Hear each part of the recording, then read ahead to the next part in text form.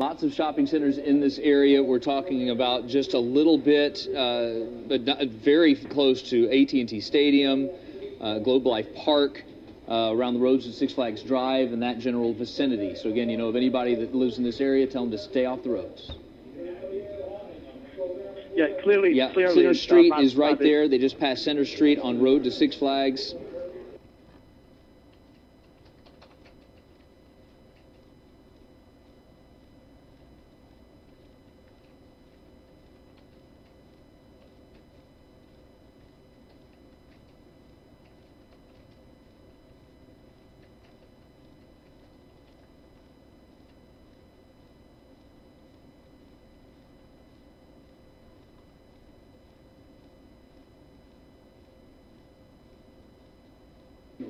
Yeah, clearly by the actions of the individuals now, they're trying to evade the officers. It's no more waiting in that person's mind. They're trying to find the best way that they can to evade the ground officers. But then again, those air resources are very, very important to us. And if it gets to the point where the driving is so erratic, where it starts with other people going the wrong way. Yeah. So now do you step it up even more, Williams? This driver's now on the wrong way of the service road. Okay, in this particular case, you know, what they're doing is they're looking at the person's behavior then again, and if for some reason they need to back off, the officers will back off. In this case, it doesn't look like the Fort Worth Police Department is doing that at this point. So now back on westbound I-30, the driver going in the correct direction now. Excuse me, that's eastbound on I-30. Eastbound on I-30 and getting ready to get back on the main lanes and back onto the highway once again. And if they get back on the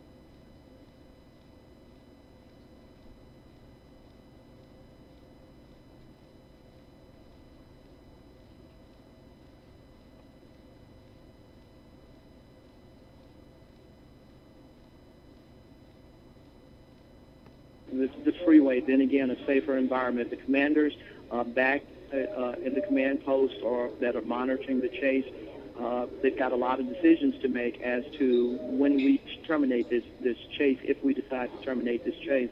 Once the behavior of the individual gets too erratic and other people's safety comes into play in terms of third parties that are not involved, then you'll probably see the police department ramp up their actions a little bit against the individual. But now there's other traffic. There's other traffic where we didn't have that before on eastbound. Now he's in traffic. That additional element, here comes a red car, has maybe limited knowledge of what's going on, driving right next to the suspect's vehicle. Looks like that car might have some knowledge shift the way it wants to check it out. You think so? Well, I'm sure this is on the radio, on the news. Yeah, that's true. This is going to get, in the next couple of seconds, you'll see the Baird car go through. There's a SWAT unit that's in pursuit now of this. Is there any concern, Chief Williams, of one of these other drivers in the area doing something crazy along the lines of being a vigilante and trying to bring the chase to an end on their own? Is that ever a concern for you guys? Absolutely, and that's the X factor that you see, that you have people that intentionally will come out and try to do whatever they can to bring an end to this. And the police department would ask you to just... I think he just lost Chief, his right front tire. we think tires are losing. Right front tire. The tread's coming off, and the SWAT vehicle is now behind the Nissan Sentra. But the Nissan Sentra is approaching a civilian vehicle. If they've lost that front right tire, then they're going to have some traction issues, and you'll see the car driving just a little bit more erratic. And when they get ready to make those turns, either left or right, you'll see them probably lose control of the vehicle a little bit more now. And the driver continues to move in the right center lane, getting closer to the 360 interchange. This is now back in the...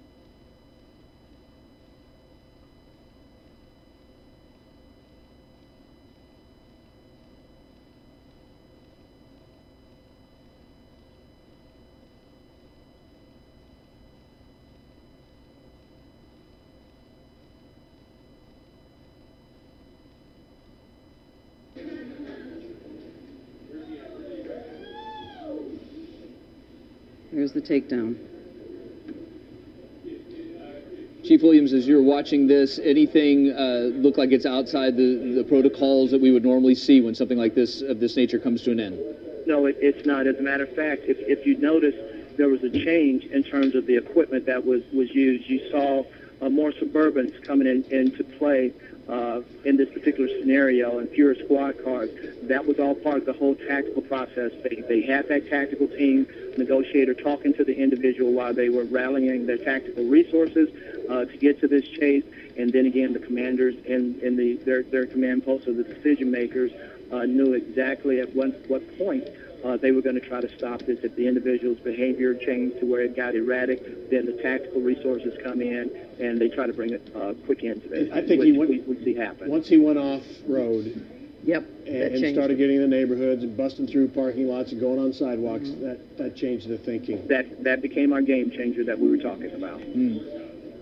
Well, one person is down. I think that's the only occupant of the vehicle. Shirtless, didn't look like he had a weapon.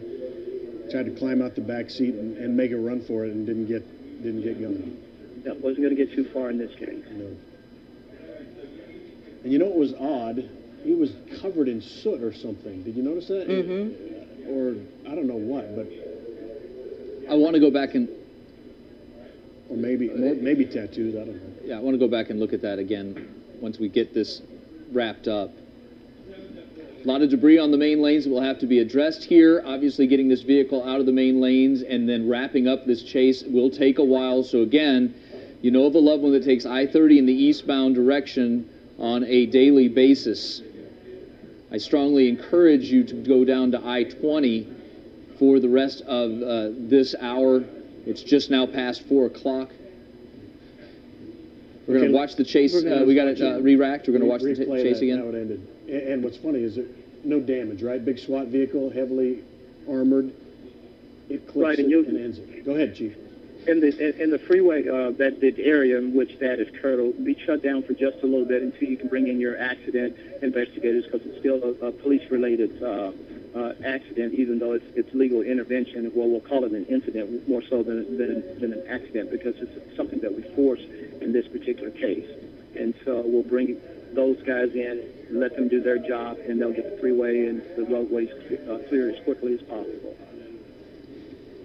Generally speaking, what kind of time frame are we thinking here? This won't be like spray marks around the car and that kind of accident investigation. No, it will be not, because it's part of a police incident rather than an accident itself, a state accident. It's part of a police incident, and so this should be wrapped up pretty quickly. So, Chief, as you're seeing SWAT take this guy down, that's what they practice every single day. Yes, ma'am. Yes, ma'am.